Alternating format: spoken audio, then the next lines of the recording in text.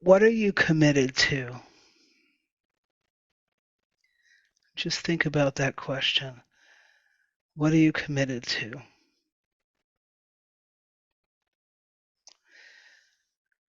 I remember as I was practicing, being trained, and listening to the Buddha's teachings,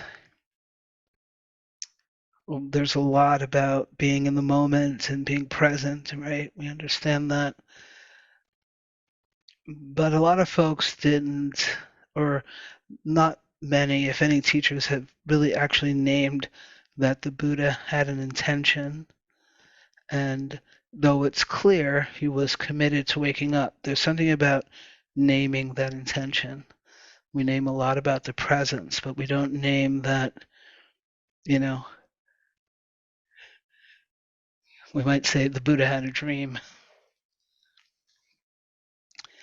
And so he was committed to his practice and he was committed to his teachings.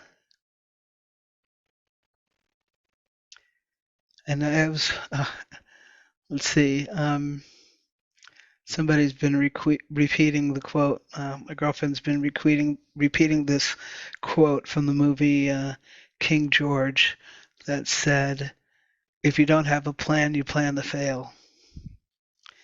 And so again, just thinking about what are you committed to?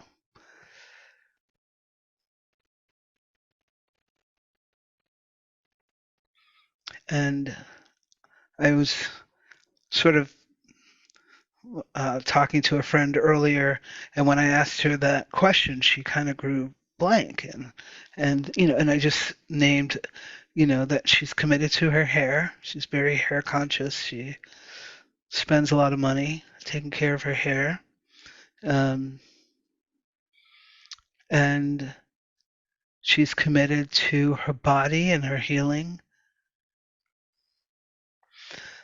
We want to live in this world where we're all safe and we're all that we can all reap the benefits of the abundance of this planet. Many of us understand there's enough for all of us. We have a distribution problem. Well, there's plenty for all of us, especially when we respect and are kind, um, whether it's um, whether it's food or material. If we're not clear about, well, the other question before I go there, the other question what might be like, what do you value? Just thinking about that, just holding that for yourself. What do you value? And encouraging, not at this time, but maybe at another time, it might be interesting to write that list out. For some of you, what might come up right away are perhaps some of the superficial things, um, good food, which is important, but we have this thing about particular tastes, um, clothing, just noticing that, entertainment. Um, Many of us say that we value and honor peace, and we then will go and use violence as entertainment. Many of us say that we may honor health, and yet we rarely give thoughts or thanks to the people who pick our food who aren't always healthy, right? They don't always have access to health.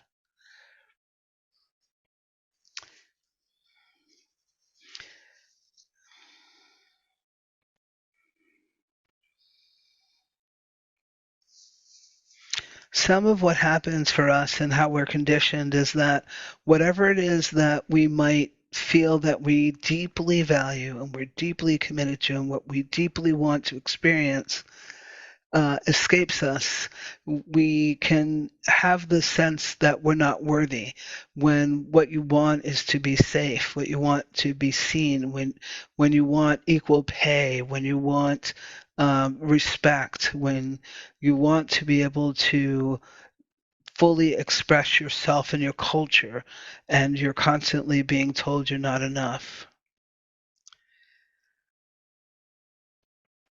It can be hard to like live into the values um, that we don't see expressed, that we don't witness expressed. I want to share a couple of things.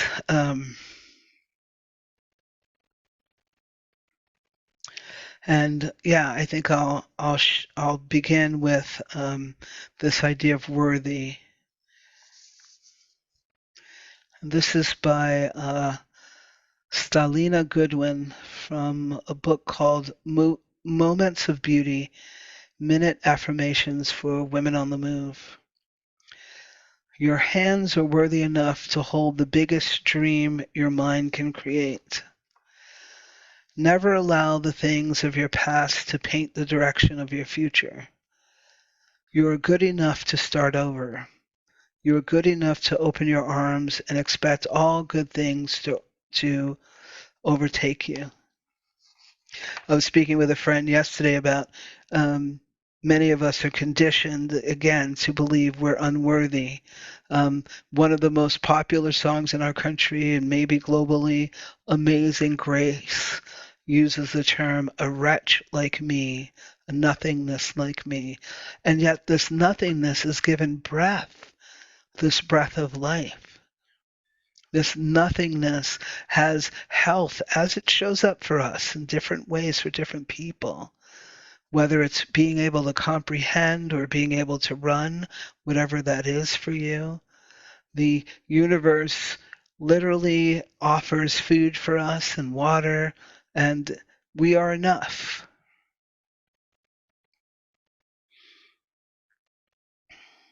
And when it comes to, oh no, I don't want to go there. I want to talk a little bit about love. So many of us are committed to love, and what does that mean to you? What does it mean to you to be committed to compassion? What are you willing to renounce, let go, release in order to be fully and openly and unconditionally loving? One of the best guides, oh yes, and then to yourself. One of the best guides to how to be self-loving is to give ourselves the love we are often dreaming about receiving from others. What are you committed to? There was a time when I felt lousy about my over 40 body, saw myself as too fat, too this or too that. Yet I fantasized about finding a lover who would give me the gift of being loved as I am. It is silly, isn't it, that I would dream of someone else offering to me the acceptance and affirmation I was withholding from myself. This was a moment when the maxim, you can never love anybody if you are unable to love yourself, made clear sense. And I add, do not expect to receive the love from anyone else you do not give yourself. And that's bell hooks. Are you committed to loving yourself?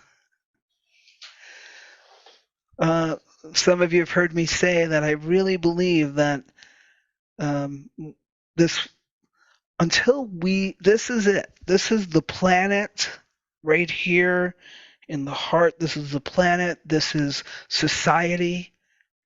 This is our government. It's all happening in here, reflecting out there. Not every single bit of it. Many of us had different levels of healing, right?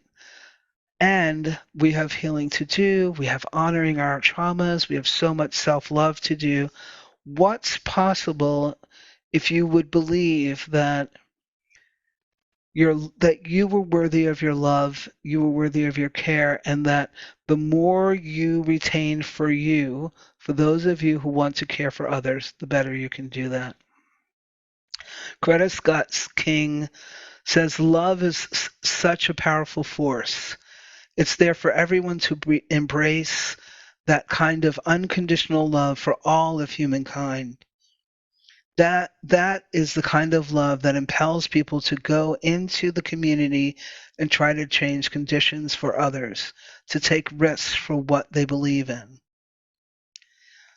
And another quote I have of hers says, when you're willing to make sacrifices for a great cause, you will never be alone. And let that cause be yourself and your commitment and love of yourself. So we go back. Buddha has taught us to be able to be with what is, to be able to be fully present with it without pushing it away, without twisting it around. And in that commitment, 2,500 years, we find ourselves here. So I ask the question again, what are you committed to? What do you want to change? What do you want more of? And what are your tools for getting there? I think I'm going to be quiet because that's where I'm at right now. I've got like I've got like this 3.5 hours. I'll finally close my Amazon account. It's hard, but every time I spend money, I'm saying it's okay for people to suffer in their work. And I'm not doing it everywhere, but I'm choosing the thing that's the hardest. I'm committed to supporting a healthier experience and shopping more locally, which I don't know if we had that conversation last year, is really painful. Going into the store and being followed, especially by other people of color, is painful. Sort of like I have to choose, but this is what I'm choosing. I stopped watching violent films because I'm committed to peace. I think I'll add while you're quiet is today's also Transgender Day of Visibility. Um, yes, Transgender Day of Visibility. And part of my commitment is to be able to be out and open and as a trans person and to be able to support those of us who are worried about being erased, to be able to support those of us who are experiencing harm in different ways in different places across the country. So um, if there's anything I can do for anybody here, please feel free to let us know. So as you think about this the next day, week, hopefully years, hopefully it's an ongoing, I think it's our responsibility to know what we're committed to, and it's our responsibility to honor, to know even our values, to honor our values as and over and over and over. As you're doing that, I invite you to simply be kind, understanding that mainstream is not exactly committed to having you happen. It's not practice that. It's not something we got in school.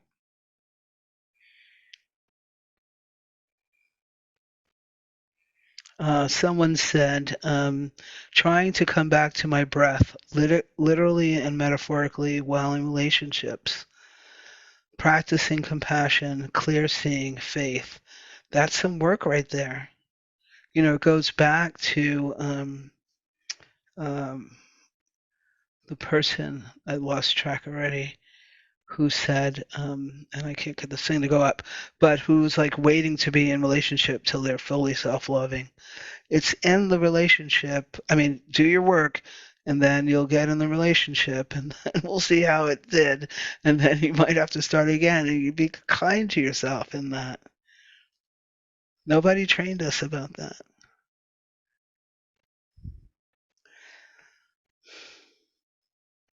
So I'll close with some wishes. And one is that you'll love yourself first before all others. This that we've been taught the complete opposite, and loving yourself first literally makes you open, like you just become love. You become love if you can really do that, and then loving others comes easy. And the and then seek out if you need recovery or therapy. Seek it out. Do the work. You're worthy. Do the work. There's beautiful people out there doing work that you'll be able to connect with. And then having compassion for yourself first before others.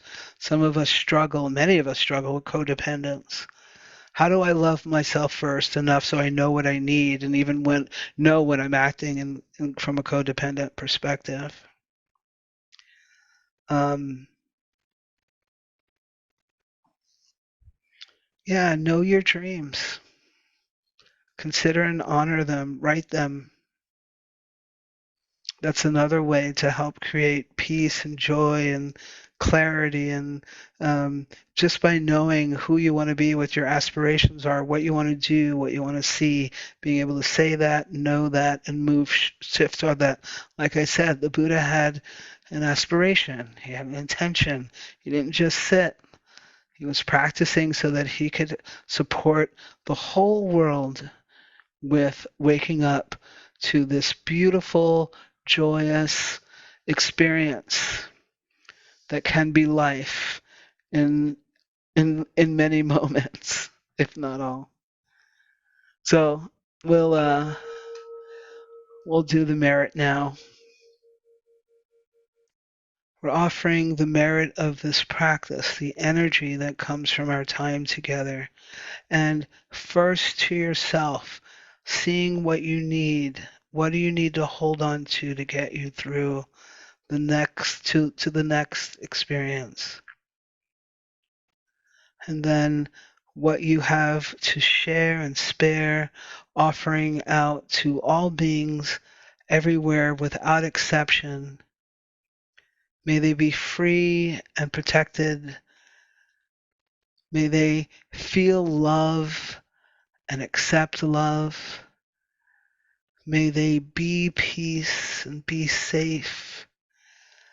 May they live with ease. May all of our hearts be free.